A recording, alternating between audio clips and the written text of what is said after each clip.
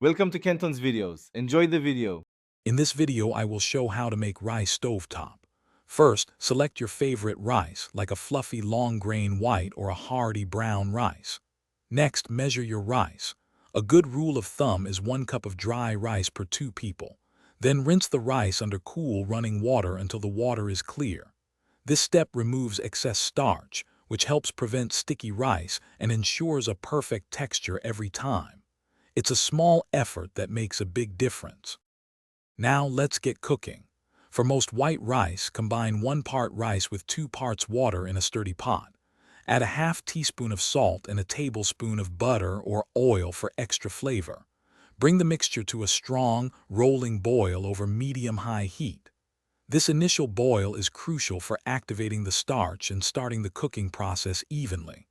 Don't stir it yet, just let it come to a good boil. Once boiling, reduce the heat to low, cover the pot tightly, and let it simmer for about 18 minutes. It's very important not to lift the lid or stir the rice during this time, as the steam is essential for proper cooking. After simmering, remove the pot from the heat and let it rest, still covered, for 10 minutes. This allows the steam to redistribute, resulting in perfectly fluffy grains. Finally, once the resting time is complete, remove the lid and gently fluff your rice with a fork. This separates the grains and releases any remaining steam, ensuring a light and airy texture.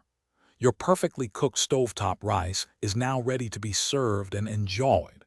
Remember to check the description below for a link to a fantastic book that can truly change how you think about money, as well as other great deals. Enjoy your meal. Thanks for watching. Consider subscribing if we helped you.